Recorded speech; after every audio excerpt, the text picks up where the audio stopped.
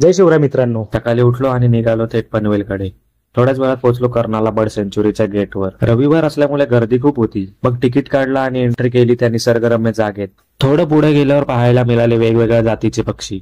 हा बघा पांढरा मोर, शांत आणि रुबाबदार, आणि हा रंगीबेरंगी मोर. पक्षी पाहून मन एकदम प्रसन्न झालं. मग पक्षी पाहून निघालो पुढच्या ऍडव्हेंचरला.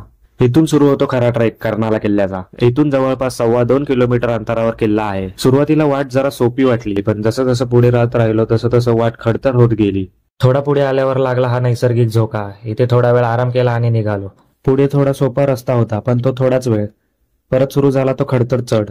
सगळे कसे दमलेत, पण तरी पण चढत आहेत. मग नंतर परत थोडासा सोपा रस्ता मिळाला, पण तोही थोडा वेळच. थोडं पुढे आल्यावर इथे थोडा आराम केला. या गारगार वाऱ्यामुळे थकवा थोडासा कमी झाला. मग थोड्याच वेळात आलो किल्ल्याच्या बेसवरती. नजारा एकदम जबरदस्त होता. हाच तो थम्सअप पॉइंट. फुलपाखरं मस्त खेळत होते आणि तेवढ्यात वारा सुटला आणि पाऊस आला. त्यानंतरचं वातावरण तर तुम्ही बघू शकता. धुकं एवढं दाट होतं की समोरचं काहीच दिसत नव्हतं. हेच तर अनुभवायचं होतं. मग आमच्या काही थकलेल्या मेंबर्समुळे आम्हाला किल्ल्यावरती जाता आलं नाही. मग आम्ही परतीच्या प्रवासाला सुरुवात केली. Thanks for watching. जय शिवराय.